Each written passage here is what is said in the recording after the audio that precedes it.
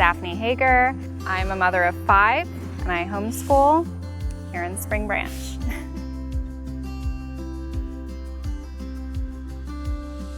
Definitely my kids more than anything. My oldest is 10 and we used to have a garden together. We just moved back into this home and we're trying to ramp it up again.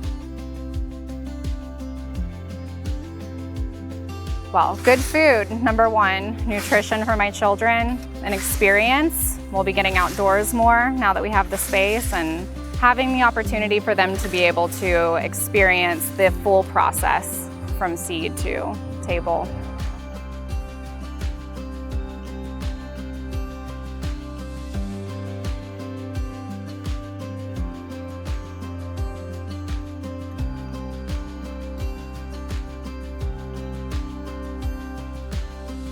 Well, we're huge on nature, so I do run a nature group. It's under the Wild and Free umbrella, and they're exploding all over the country. We host a lot of events here with children. We do cultural events and poetry tea times, and we're really trying to keep the kids outdoors rather than in. So I'm excited for them to get to experience that as well, and hopefully we'll be cooking for our friends from the garden. But yeah, my kids are constantly learning about nature. It's our primary science subject.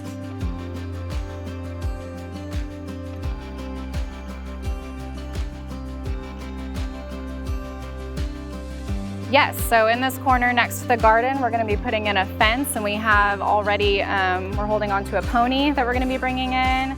We have a couple of Nigerian dwarf goats that we'll be milking, and then we also have some chickens eventually. I used to be a chicken mama. I had 18 here on this property, and we're going to be reducing our flock a little bit and keeping them separated from the garden as much as possible, but giving them enough space to free range.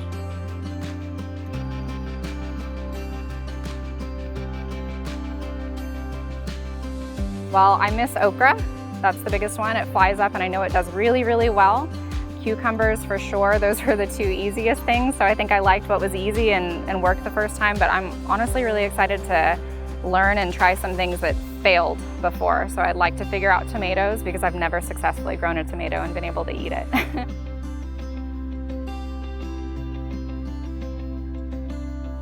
So I had attempted it myself back whenever we lived here before, and we had a flatter garden. It wasn't raised enough, and in Houston with flooding and the yard being off kilter, it was sad and depressing when you put all this work in with no guide. You're out on your own doing it, and it is backbreaking work, and then it's just a flop.